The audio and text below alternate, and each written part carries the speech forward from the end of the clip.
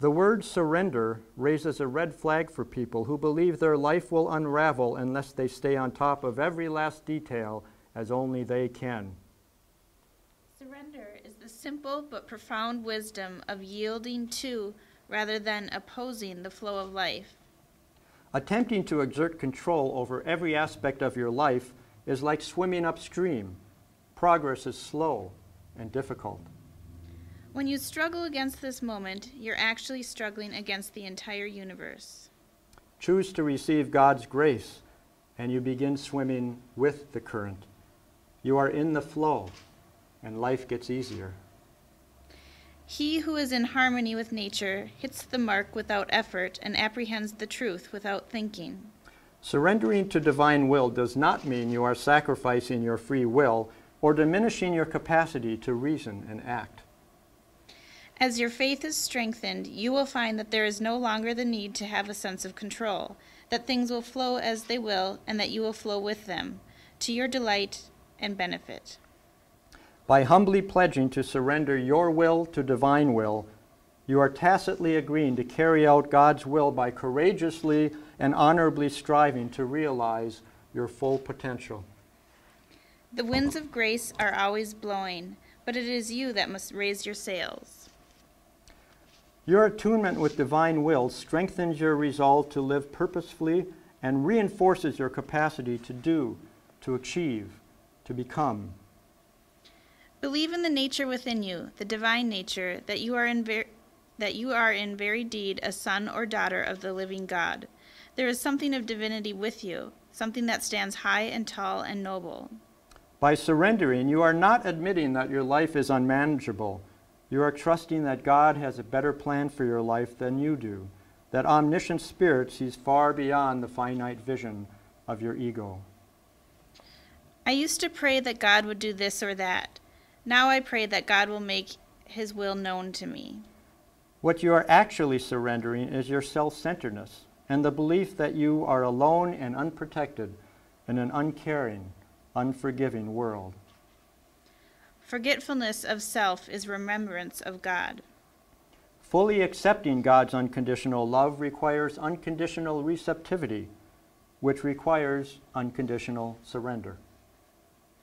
Receive, O Lord, my entire liberty, memory, understanding, and my whole will.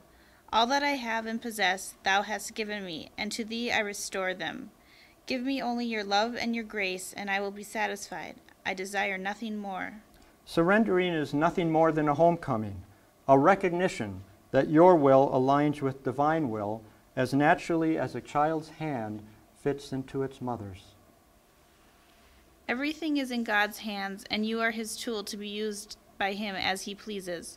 Try to grasp the significance of all is His, and you will immediately feel free from all burdens. What will be the result of your surrender to Him? None will seem alien. All will be your very own, yourself.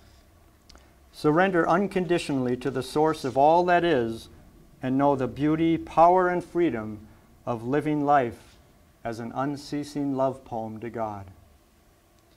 When we know love matters more than anything, and we know that nothing else really matters, we move into the state of surrender. Surrender does not diminish our power, it enhances it. The second principle is your choice is love or fear. Some years back, I walked into the gym I frequented in Plymouth. And a guy I knew, Bill, was standing with his back to me on the standing calf press. I had known him for a couple of years, never saw him outside the gym, but we talked and I felt I knew him well enough. So just to do something goofy, I took my weight belt and put it around his forehead from behind. I didn't pull on it, I just did that as a goofy way of saying hello.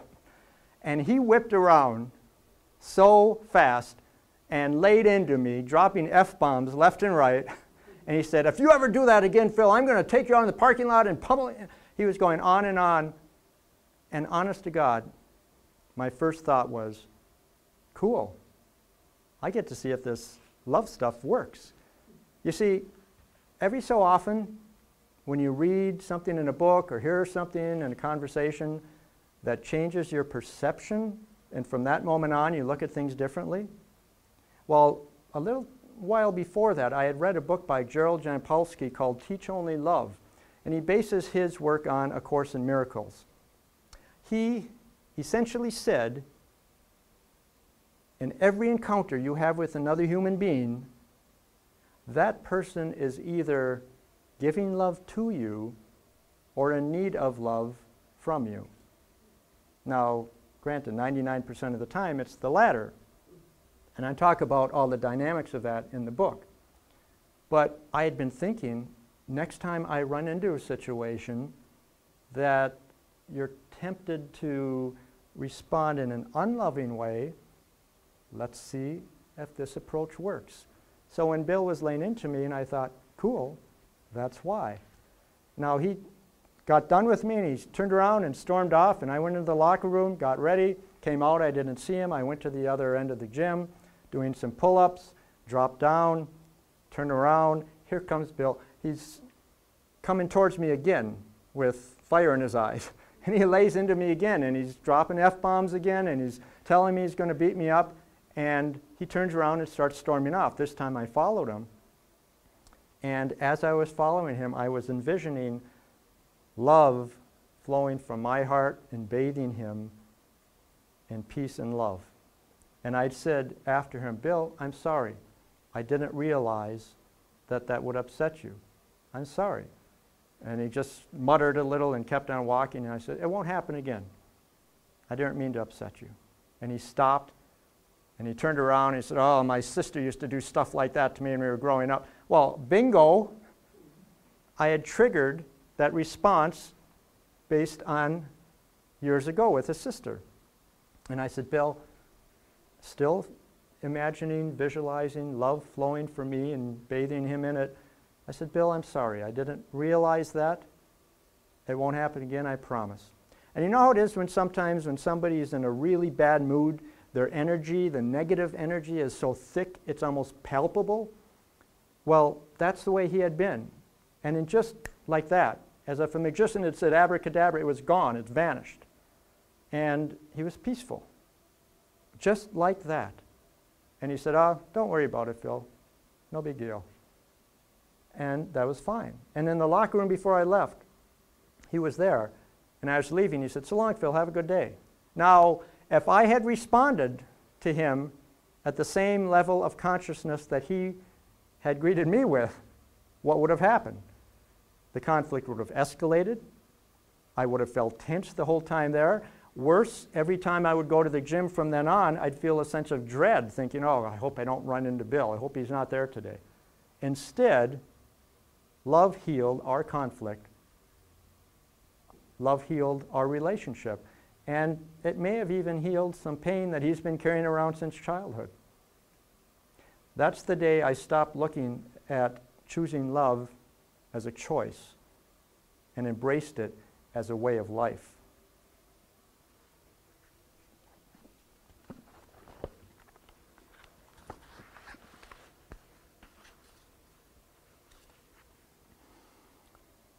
Choose love, and you share your authentic self with the world.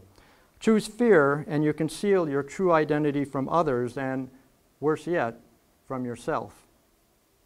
Love takes off the masks that we fear we cannot live without and know we cannot live within. Choose fear, and you will forever be searching for happiness and fulfillment through other people, possessions, and experiences. Choose love, and you discover unimaginable bliss within your own heart. Everyone chases after happiness, not noticing that happiness is at their heels. Choose love, and you serenely welcome whatever gifts are delivered to your door. Choose fear, and you affirm that you do not trust what tomorrow may bring. Love is a fruit in season at all times and within reach of every hand. Choose love, and you are illuminating your future with the radiant promise of undreamed of possibilities. Life is a magic vase filled to the brim, so made that you cannot dip into it nor draw from it, but it overflows into the hand that drops treasures into it. Drop in malice and it overflows hate. Drop in charity and it overflows love. Choose fear, and you are casting a pallor over your state of mind and and all the days that remain to you. Fear is that little dark room where negatives are developed. Choose love, and your words and actions help heal the world. Choose fear, and your own world becomes a less hospitable place to live. Speak when you are angry, and you will make the best speech you will ever regret. Choose fear, and peace remains a stranger. Choose love, and peace gathers you tenderly in its arms. The trick is in what one emphasizes. We either make ourselves miserable or we make ourselves strong. The amount of work is the same.